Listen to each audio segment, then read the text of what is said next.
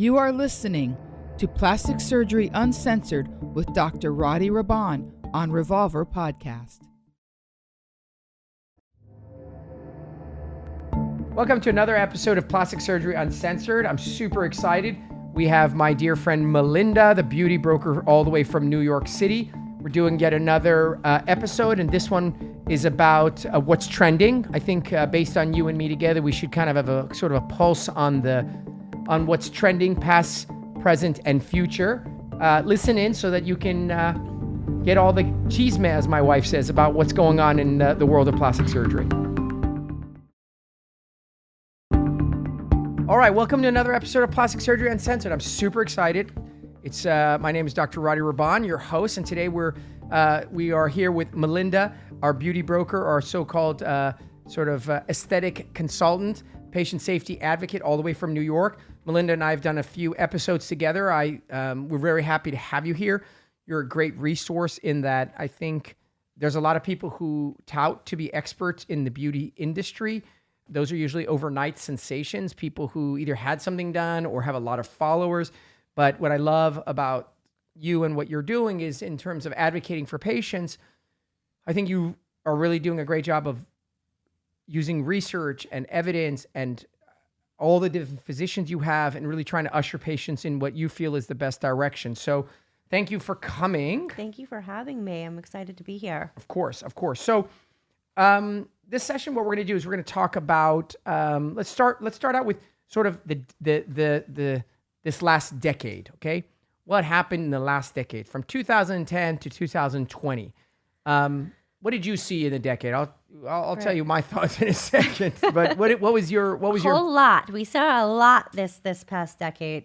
I mean, this was the decade of social media, and so much has happened, and so much was developed over this past decade, and a lot of the non-invasive.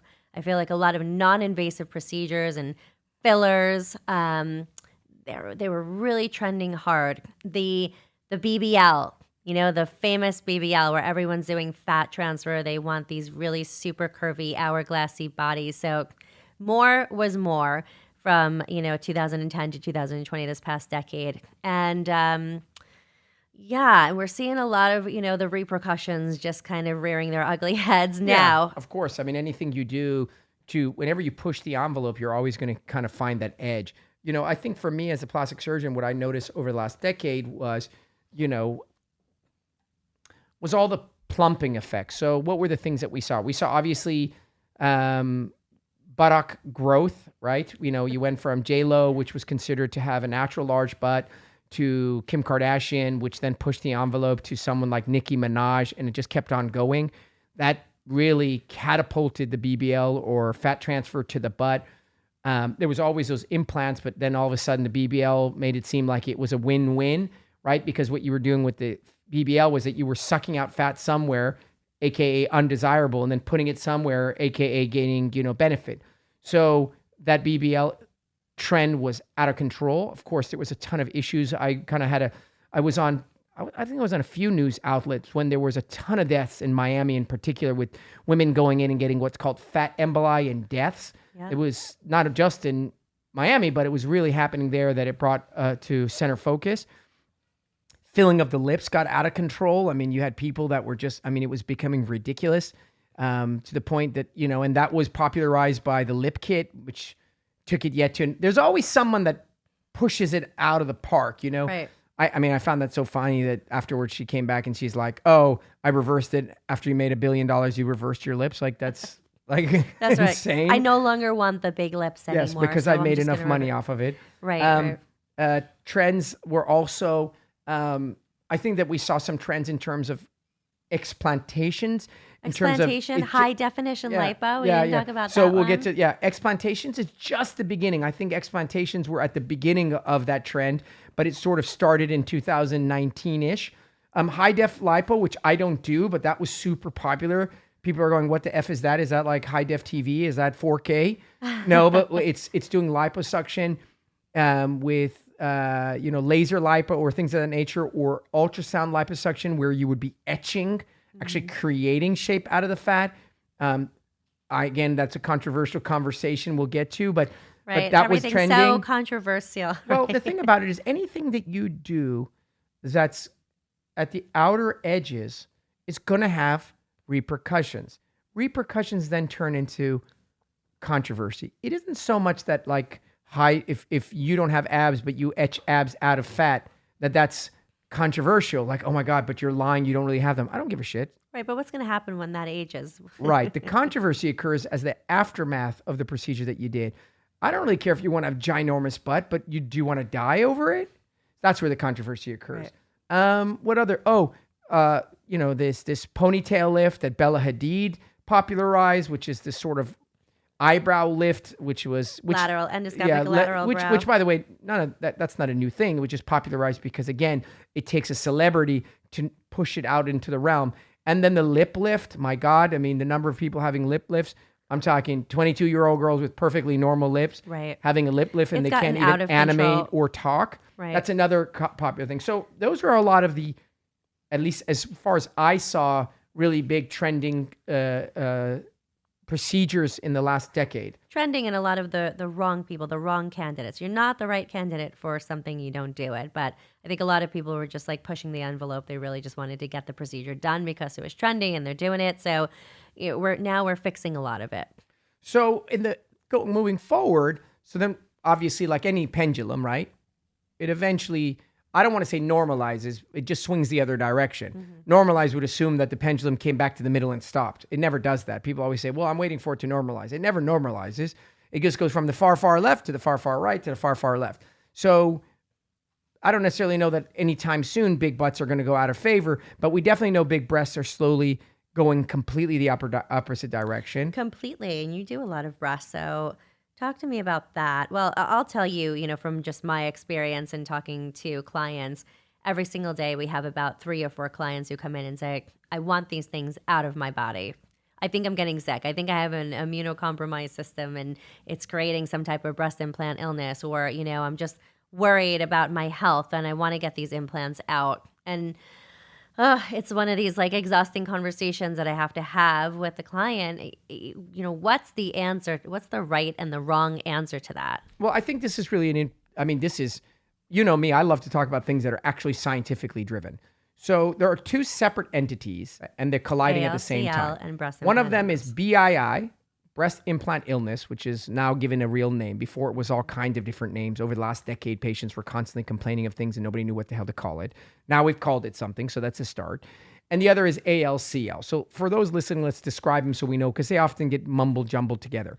ALCL is anaplastic large cell lymphoma. And what it is essentially is a lymphoma that occurs not of the breast tissue, but of the capsule around the implant. Mm-hmm. And while it is incredibly rare, it is real. And there's probably about 600 some odd cases globally over the last 20 years. And what it happens is, and they've kind of correlated for the time being to the textured implant. So you have an implant, the outer shell of it is made out of silicone. Some are smooth, some are textured. Textured means it's like sandpaper. And texturing was a biomechanical development that they did in order to do 2 things. One was to prevent the implant from moving around, so it was like a Velcro, and the other is they thought it would reduce capsular contracture. Well, anyways, ironically, it turns out that probably the inflammation that texturing causes over a long period of time causes in certain people the cells to get a little wacky, and then they create this lymphoma. The treatment for it is to remove the capsule, and it's curative, assuming that you haven't left it go a long time. That's ALCL. Moving forward, they've removed the textured implants off the market. Allergan, which is the company that was noted to have the majority of them, voluntarily removed it, and then the FDA later came back and said, okay, great, black box warning. So anyone who's worried about ALCL, if you are getting breast implants, you don't have to worry about it per se, because now there's only smooth implants in the United States. Didn't they find one occurrence on a smooth implant? They did, but I think they said that they thought the original implant was textured and then it was swapped to a smooth. Okay. So I don't think that right now they can say 100%, but there isn't any qualitative evidence either way, but anecdotally they have linked it to texturing. Okay. If you had textured implants, by no means should you run out tomorrow and call your doctor and be like, oh crap, I have textured implants, I need them out. You're not going to just wake up and you have ALCL. There are a lot of presenting signs. The first one is that your breast will enlarge because fluid accumulates. The second is that you'll get some redness, you'll get some tenderness. You're not going to have perfectly normal breasts and then boom, you have ALCL. It just doesn't work that way. So if you have no symptoms, I wouldn't run out and get anything done. Just keep an eye on it. Just like you monitor your breast tissue and you do an annual mammogram, you should be checking your breasts out regularly. That's ALCL. BII, because now we're talking about breast implant illness, is controversial. And up until this year, I kind of was like, I don't want to say that I didn't believe it, but I was like, where is the evidence? And I finally had my own patient. I had a normal, run-of-the-mill, beautiful mom who came into me, super fit, really down to earth. I did a breast implant on her. Great candidate. She ended up developing capsular contracture, very fierce. And then she started having all kinds of constitutional symptoms. What are those? Fogginess, memory loss, aching, this, that, the other. All of them are constitutional. What does that mean? They're just general. And the problem with those symptoms is like, who the hell knows what that is? It's not like specific. Now, we went ahead and explanted her implant. We took the capsule out. And all of this is basically, again, based on her documentation. She says she feels amazing. So my conclusion thus far, because there's no science to prove it, they've done hundreds of studies, is as follows. There are 20 million plus women that have implants. The overwhelming majority of them are like amazing implants. I love them. I feel great. If you go on Real Self, the satisfaction rate is over 95%. There are probably a subset of patients in whom the implants create an inflammatory response. The body sees it as a foreign material. Instead of just creating a garden variety capsule, it generates a lot of inflammation, and that inflammation overwhelms their body. So I don't think it's one or the other. I think the overwhelming majority of patients will do well.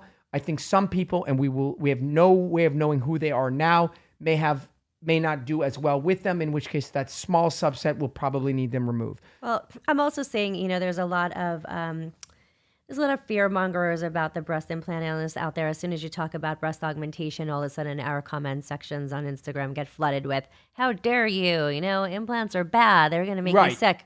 And then they have their own blogs or their, own pages warning people or scaring people out of doing a breast augmentation with implants. And then I've noticed, because I monitor a lot of those pages too, that there are women who are like, hey, I thought I had breast implant illness and I explanted and I still have these symptoms. And a day later, that comment is gone. Right. No, that's so. What you said is you're now being bullied on the other end. Right. It's kind of like you used to be bullied if you were a liberal. Right. And the conservatives would bully the liberals, and now the liberals are bullying the conservatives. It's unbelievable. Because it's whatever is at the time popular and trending. And so the reality is that, yeah, you're right. A lot of women are getting on these sites that, how dare you? We're doing this for, we shouldn't do this for men. And, you should love your body. And who wants to put poison in them? While all along the way, these people are, you're getting Botox and putting fake lashes on, and acrylic is known to cause issues with your nails and so on and so forth. I think at least my patient that I had this experience with was very mature. And she said, listen, I would love to have had implants. I tell my friends all the time to go get implants. It just didn't work for me. And that would be a mature way to have a dialogue, because we clearly know that those patients are in the far minority. Right. Different bodies react differently to things, so I think you're right. It is more of an inflammatory thing. The other issue is a lot of doctors are capitalizing on this, which is just disgusting. I know, so they're I like, see a lot of that. oh, I'm an explant expert. Oh my God, I now do fat transfer. You should never put that poison in. And all they're doing is just basically capitalizing on fear.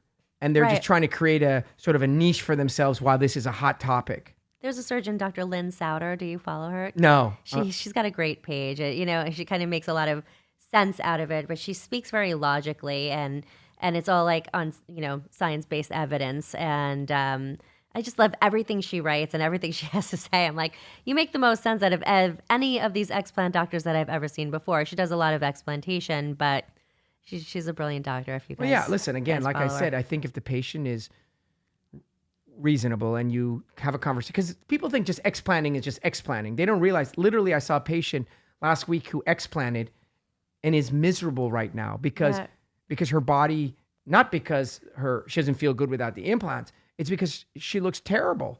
And so she's here with her husband. She had an explant, and we're having a dialogue about what to do. And so it's not as if there's no ramifications. Obviously, if you don't feel well, your well-being is far more important than an implant. But you can't just rip them out and just think it's going to be all hunky-dory. It's not going to be that way. So Right. we were talking about, so explantation's a trend. Lip lifts are a new trend. Be careful, right? If you overdo your lip lift, you're going to end up looking ridiculous and you're going to regret it. What are the things that people are coming to you asking for that's trendy now? Okay, so explantation, lip lifts, threads. So they want to do the threading to the lateral brow. Right. So we talked about the thread. I did this actually in a Latino segment because they're a very popular community that loves plastic surgery, and they tend to, unfortunately, be often the first to get things done, and then they end up being the ones that are most complicated. The problem with threads are as follows. Number one, threads never will have longevity because the reality is you're not grabbing other than just some soft tissue. Second of all, majority of the threads are permanent. Some may be absorbable, but they inevitably cause inflammation and scar tissue. Third of all, they're almost always done by non-plastic surgeons or non-surgeons. That's why they were created. When you're a non-surgical practitioner and you have these patients with droopy brows or droopy jowls, and you have nothing to offer them, and all of a sudden you have this procedure that you could potentially do under local, well, holy crap. You're damn well sure they know they're going to be promoting it. Right. So I find thread lifting, which by the way, is not new. Thread lifts were here like No, threads 5 were years around a ago, long and then time they were ago. here 10 years ago, and it just keeps resurfacing because like that bad ex-girlfriend or bad ex-boyfriend that keeps resurfacing, it's going to be reinvented over and over again with no real advancement. So I'm not a huge fan of threads. Okay, another trend, jawlines. Jawlines were a huge trend. True. And everyone wants that squared out, super sharp jawline. But I gotta tell you, I'm not a huge fan of it. I think it makes people look more masculine. Yeah, I mean, I think, listen, one of my favorite procedures of all times is a chin aug. You've heard, I mean, I teach the course on chin aug. Why? Because having no chin and a very weak chin or weak jaw, you can't get over it. You can have droopy eyes, you can have big nose, you can have thin lips, but if you have no jaw or no chin, it's very hard to overcome that. Having said that, like everything else, taking it too far makes you look masculinized. Right. So, I mean, we have a bunch of people walking around like G.I. Joe. yeah, well, everyone can't pull off Angelina Jolie's jaw, Right. right? There's a handful of people that can pull it off, but I do agree with you that it's definitely masculinizing. You just have to be careful in the degree in which you do it. Right. The cat eye trend, canthopexes. I mean, that's a risky one. I feel a lot of people want to change the shape of their eye, so then they go and do a canthopexy, and it really goes south. And we see Yeah. a lot of that, and we've been working with a lot of oculofacial plastic surgeons to correct it. That's a crazy one. That is right? That's a crazy crazy one. Like, of the things we mentioned, that's up there in like, holy shit. Yeah. So people don't like the shape of their eye. And then what they do is they go and they have their eyelid shape changed. And the way you do that is you need to take the lower eyelid where it connects at the corner of your eye on the outer side, disconnect it, and then reconnect it higher or at a slant. And it is very difficult to do, very hard to get symmetrical, and almost always has some weird kind of funky look to it. Terrible idea. Terrible idea. Liquid rhinoplasty. So, liquid rhinoplasty. When you do a ton of noses, which for me is like maybe half of my practice, you're going to have patients that are coming in that are either way too complicated for revision, 3-time, 4-time revision that you should never touch, or barely need anything. And the idea of opening up their nose to redo it to fix it is crazy. Those are individuals in whom using a filler could potentially be great. Cautions. Number one, you can go blind from filler in your nose, and there are many reported cases. Number two, you can lose half or a big chunk of skin on your nose if you get intravascular injection. Definitely true and has happened. Number three, you should be using super thin material that is absorbable. So don't be using like Voluma in your nose. I only use Restylane. Right. So I think it's an amazing tool, but it's so treacherous. And if some treacherous. people put a ton of it in the tip, trying to make a tip, and then you get necrosis. So the answer is yes, it's great. I love it when you do a lot of rhinoplasties. It's an amazing tool to have. Super careful. Super careful. Another trend, a lot of people are coming to me. They want liposuction, but the only type of liposuction they want is Vaser liposuction. Another crazy crap. So liposuction, if you notice, you will have 1,000 different names for it. smart lipo, slim lipo, laser lipo, ultrasound lipo, Vaser lipo, tickle me lipo, hydrojet lipo, high def lipo. What is all that crap? Right. People get so confused. They're all cannulas that you stick in and suck out fat and take out fat of different forms. The basic principle of liposuction is you remove fat and you pray that the skin doesn't become loose. And you remove fat cobblestone by cobblestone and you pray that you don't get any rippling. Right. But people are saying a lot. 95% of the time you're going to get rippling and loose skin. So the thing about Vaser, it's the most aggressive of all those lipo. There's a lot of poor technique with it too. So you really have to go to somebody who really practices great technique with it. Very, very tricky. You're using heat. You get a lot of melting. You get a lot of heating. I've seen a bunch of patients with burnt skin or skin that turns very like beef jerky bark-like because of so much heat was out. So again, I don't do it, but I think if you do go to someone, make sure that they're very versed in Vaser lipo. Right. Let's see here. So those are all amazing. You know what we're going to do? We're going to take a quick break. And then we'll come back. And I think what's really good is between the two of us, I'm sure we've seen a boatload of complications as a result of sort of new technologies and stuff. And maybe we can chat about what I've seen and you've seen so that people understand that just because it's new doesn't mean that necessarily it's the next greatest, best thing ever. So why don't you join us back here on Plastic Surgery Uncensored with my dear friend, Melinda, the beauty broker. You are listening to Plastic Surgery Uncensored with Dr. Radi Raban on Revolver Podcast.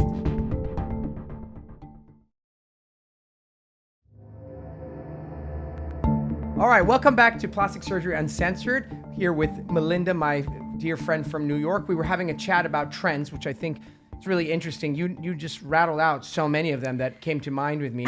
We were about to go on to complications. You're like, but wait, there's one more. Buccal fat removal. Yeah, buccal fat removal was a really big one. What is your guys' from your end? I'll give you my thoughts, but what are people asking for in terms of that? They want more of that cheek contour that could be achieved with making that dark line with your makeup to create more contour and make you look like you have a cheekbone. So a lot of doctors were advising patients well, we could just take some of that buccal fat that you have and remove it, which will give you that more that when you make a fish face, that sunken in cheek look. So it looks like you have more of a cheekbone. And, I think if there's excessive volume in the cheek, where your straight face and it's really compromising the aesthetic and then really, really full in the mid face, then yes, if you remove a little bit of that buccal fat. But if you really pay attention to the outcome, usually you don't see too much of a difference. And you don't want to just go and voluntarily remove fat because we lose fat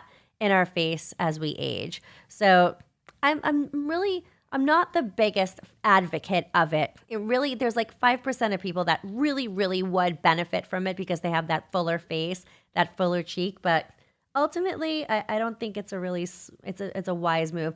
And I have to tell you that for the people who have done it, and it's been 5 years out, 5 to 10 years out now that they did it, they say it's their biggest regret. Yeah, and I definitely agree with you on that. I think buccal fat removal, let's explain that to everybody. So people who are cheeky or chipmunky or full in their cheeks, who want that removed, they always ask, can you liposuction it? And you can't liposuction someone's face. You just can't do that. So there's a little area inside of your mouth that you can take out, kind of like the size of an egg yolk of fat that's called the buccal fat. And I do agree that the problem is just a regular girl comes in and she wants a lip lift to look stylized, she'll regret it. If you're an older woman with a long lip, you're going to look amazing. Right. And the same is true of the buccal fat. So if you're a regular girl, there's no reason for you to take that buccal fat out because you will 100% wish you had it in 5 to 10 years. Right. I actually have never had a patient who was in her 50s or 60s come in and say, I want buccal fat removal. Correct. They're like, I need that buccal fat back. Where did you put it? So I think it definitely is a trendy one of those things that because it's quick and easy and doctors can do it in 20, 30 minutes in the office. So we both agree on that. So obviously, all of these things that we mentioned have complications. Some are early, some are late. And I've kind of touched on them with BBL, pulmonary embolus, and an immediate death. We touched on a few of these things Right, but let's bring it back to BBL again, okay? Because I don't think people realize when you transfer fat to an area, and I'm speaking from personal experience, I did a fat transfer to my breast, and then I had gone and frozen my eggs and gained about 20 pounds after that. And all of a sudden, my breast went from a full C to a triple D overnight. Correct. So I don't think these people who are transferring fat realize that wherever you transfer fat will grow in 20-fold if you do gain even a little bit of weight. And the reason that is if you notice, as we gain and lose weight, we don't gain and lose it symmetrically in every quadrant. You have, as everyone does, a propensity to gain fat more in other places. I have patients come in, they have the thinnest waist and the largest ass. They have patients who have no hips and huge gut. So when you take the fat out, the fat is going to live under the metabolism of the fat it used to be. And where that became really evident is where people would take stomach fat and inject it in lips or under the eyes. And they would gain weight as they got older. And that fat in the eyes and the lips would grow much faster than the fat of their face. Right. And then it would we see, I'm in New York. So we're in the area that where Sid Coleman, who developed fat transfer to face. At that point, I don't think we realized like how much, is too much, or, how little do we put in? How much do we put in? So we're seeing a lot of those people who did have a lot of that fat transfer to face when it first came about, when the procedure was pretty much first developed. And, a lot of these patients have gained a lot of weight and their faces really look distorted now because they've had a lot of fat to the face. Right. And it's similar but different to like when you had silicone injected to your lips. The point being is that none of this stuff is static. I see probably once a month someone globally who had silicone injected in their lips and their lips have gotten crazy. Oh my God. God. They have gotten inflamed and they're like, I've searched the globe. What do I do with my lips? And they're very pretty people. They got it injected when they were 25 in some party. And now they're like 45 and the thing is like taking over their life. It's terrible. So none of the things you do are in static. Fat, for example, is definitely face, body, wherever. It's going to change. And I think that's a really good topic. We were talking about with fat that segues into cool sculpting. Right. So cool sculpting, which is known as cryotherapy of fat, which is freezing the fat and it dying. First question is, does it really work? Yes, it does. Does it work in everyone? It depends on who you are, what type of fat you have, where are you having it removed. Like all technologies, there's good and bad candidates. Right. The issue is in a very small set, but a real set, instead of freezing and melting the fat away, the fat gets extra thick. It's paradoxically hypertrophies. It gets thicker. I had my first patient that happened to out of like in 15 years, and it happened to be someone who was a friend of mine. And when that happens, your only treatment is to liposuction that area, that fat that's created out. Luckily, you usually get a pretty good result, but just again, got to know what you're dealing with. Right. And I've had a lot of people come in saying like, I've done 2 or 3 rounds of cool sculpting. Now it's like very cellulite in appearance in that area in the same exact shape of the handpiece that they applied. So right. So having to reverse a lot of the stuff that we didn't realize was ever going to occur. And I find with technology, we do see a lot of those complications in later stages. Right. 5-6 years down the line. But I mean, they're saying that if it's going to happen, it's going to happen right away. No, and I think that's true. And I think what happens is I'll go to a meeting, seldom, but I go to one of these plastic surgery meetings. And if you go into the exhibit hall at any major national meeting, there's no less than 500 booths. I'm talking massive booths. And these booths each have like all this technology. I would tell you the next year when you go to the meeting, 90% of those booths won't be there. Right. And so the problem is that every year there's a bunch of practitioners running out and buying these technologies in hopes of luring in patients. You do these things and then they realize, well, shit, that was a terrible technology. Oh, that didn't work. Ooh, we shouldn't have done that at that level. We should have done it at half the level. Right. Have you heard about, have you used the matrix fat? What is it, Renuva? No, I'm the guy that when they come to it's funny. I'm known amongst reps that they can't make it past the first round of like the moat and alligators in my office. The only people I will talk to is anyone who comes with legit heavy duty science-based information. Yeah. I don't want to see before and after photos because I'm a photographer. 99.9% of photography is manipulated. High flash, low flash, moving of the face. There's so much bullshit. It's unbelievable. So I don't really know any tech. I have 2 machines in my office. I have a cool sculpting and I have an Altherapy, and both of them I wish I never bought, but I did because I bought them for those very unique subset of people. Mm-hmm. Otherwise, I don't use shit. I don't. In Altherapy, we talked about it, right? We talked about Altherapy. I mean, we see a lot of complications from that. There's a lot of women who are just traumatized from, even 1 round of Altherapy. They've lost so much fat in their face. It makes them more gaunt. Their face their faces seem more sunken in, lots of scar tissue. A lot of our facelifting surgeons calling me up saying, please warn your clients, tell them, not to go the HIFU route because it's creating a lot of scar tissue. We're having a lot of complications post healing with facelift surgery, a lot of seromas developing. Yeah. My alt therapy, listen, when I got the alt therapy, I think there's an indication for it. So they came out with it. What is alt therapy? Alpha therapy means ultrasound therapy. So it's heat that's generated. The holy grail in plastic surgery is finding a machine that tightens skin.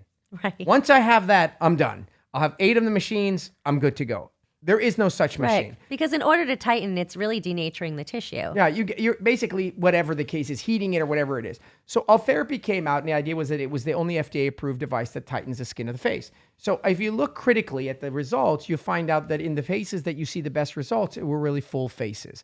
And so if you look critically, what I've come to realize, and now you see both in results and in complications, is that you're actually melting fat. So we only do alt therapy in individuals with really, really full, heavy faces. And in those patients, we get an amazing result.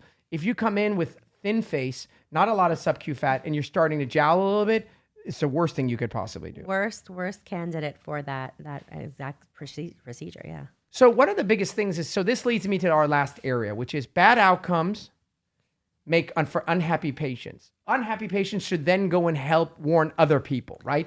So like if you're driving down a road, this is the analogy I use, and you fall into a major ditch and it flattens your tire, are you going to just keep driving away, or are you going to call the city and put a big sign there so some poor other soul doesn't fall into it? So if you go and get something done and you have a terrible outcome, it doesn't have to be through a state of anger or nastiness, but more protection of other people. You should be going and writing reviews, right? You should. Review sites are kind of another controversial topic. A lot of my clients, they'll go, it really depends. They'll go onto these review sites. They'll be like, well, you referred me to Dr. So-and-so, and he's a revision doctor, and there's like so many bad reviews on this person. And I'm like, I know this doctor very well, and I know his work, and everything's really been pristine, everything that I've sent him, because I know I send him the right candidates all the time. But also, with the review sites, you want people to talk about the experience, but I think, there's two things. There's someone who started off with a bad experience from the get-go, and then there's that person who's had, who's 12 revisions in, and they're just never going to be happy, and it's hard to, get it right after 12 tries, and you go to a doctor and expect him to create a miracle. Right, but the thing is, I'm going to go back. You're going to always hear this. I blame the doctor.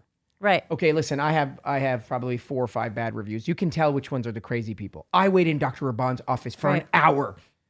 Really? Right. Okay, so that's a reason you. Well, but no, I tell you what I mean by that. If I'm a 12-time revision or nose patient, you should never operate on them, no matter what they tell you. Even when the patient tells you, Dr. Raban, I'm okay with whatever you do. No, I'm not operating on you. I only operate on people that I know I can improve. And I spend a lot of time vetting these people to see if they're not all there. So what I'm saying, though, is reviews absolutely need to be taken with a grain of salt. If you're an astute observer, you can read one and be like, fake. That was written by the office manager. Useless. Oh my God, I had my breasts done. They look gorgeous. I love you. Dr. Raban, you're amazing. That's useless. Yeah. But there are reviews, and you'll read them. That go into real detail. Literally are detail-oriented. I'm a 5'2" Asian young woman. I had ptotic breasts. I breastfed kids for 3 years. My concerns were I had a large areola, small nipples, blah, blah, blah. That's very helpful. And conversely, negative reviews where people are very descriptive, not angry, are very useful. I went to see Dr. So-and-so. This is what ended up happening. When I called the office, no one called me back. I was told this, and then that happened. So I think you can't, on both ends, I think reviews are useful as consumers. You just need to be careful. And I definitely think you as a consumer need to share your experience, while albeit good, but definitely when it's negative. Because I see a ton of revision patients. Maybe 30% of my practice now is revision. Revision breast, revision nose, whatever. And I often ask, I'm like, okay, well, what happened? Doctor did this, that, the other. I said, well, did you by any chance ever share that with anyone else and share that? And they're like, no, I just wanted it to go away. Well, what happens if your sister went and had her nose done by that same doctor? You'd feel shitty. Doesn't matter regardless, because now a lot of these review sites are accepting payment to just delete all of the bad reviews or push them to the bottom. So it's a little sketchy. And like, I look at these review sites and I'm just like, okay, how does this review site really work? I always said a review site, in order to leave a review, there should be some type of a receipt that you need to submit. It needs to be like cleared by the office that this is an actual patient. Correct. And, that doctor needs to be honest about it and allow these things to happen. But I think that should be the only way that these review sites are run. And I don't think things should be deleted if it's an actual legit experience. Well, you know how Yelp works, right? Yelp's being sued by almost, 50,000 So small many businesses. people. The reason because what Yelp does is they create this so-called proprietary software, which then allows them to filter and figure out what's real. So you go on my site and I have, let's say, 250 positive reviews. I have like 48 or 50 reviews that are so-called filtered. It just so happens that out of the 48, 47 of them are 2 pages long, but they've only been written by a guy with. So I do agree with you. I don't know what the right answer is. For sure they're monetized. For sure they're effed up. For sure they have faults and issues with them. And you just, like everything else, you have to take that in consideration with everything else. Right. If you go on a review, if you go on to someone's gallery and you look at their photos and they're all shit, right? And then you go and read 100 positive reviews, something doesn't add up. Right. Right? You understand what I'm saying? So you there got to be a better also, detective. There's also some review sites that'll reach out to the actual business or person who the review is on. If it's a negative review, they're kind of like extortion scams. Oh, yeah. Hey, we're reputation management for so-and-so site. If you pay us $10,000 to $30,000 a month, then we'll remove this review from the site. Correct. And so that is yet another example of how crappy. All of the process is a sum total of adding up all the parts. But, at the end of the day, you got to have the dialogue. Okay. I love it. Well, thank you so much. I think that was a really good session on getting a feel for this last decade and where we're headed. And it's been a pleasure having you. Thanks for having me. Are you ever going to come visit us again, or was of are course? You just over this? I really should be here once a month, but once a I will month. Definitely. Yeah, it's hard. I travel a lot. I travel everywhere. Oh. So it's when you're in town, a globally based company, so we do a lot of traveling, but I try to get out here as much as I possibly can. Well, when you're in town, you give us a call and we'll find the time to get you on, because we always love hearing your input. At any rate, it was a pleasure. Thank you for tuning in to Plastic Surgery Uncensored. As always, remember to share this with your friends. Make sure to follow our podcast and download it. Last but not least, where can people find you? You could find me at Beauty Broker Official on Instagram, at Beauty Broker on Twitter, or www.thebeautybrokers.com. There you have it. See you next time. We would love to get your feedback. If you enjoyed and found our podcast helpful, tell us why. Give us a review and subscribe on your favorite podcast platform. We can be found on Apple Podcasts, Google Podcasts, Spotify, iHeart, or you can go directly to revolverpodcast.com. If you have a topic you would like us to talk about, then please reach out to us on Facebook, Roddy Raban, Instagram at Dr. Roddy Raban, or RoddyRaban.com. You are listening to Plastic Surgery Uncensored with Dr. Roddy Raban on Revolver Podcast.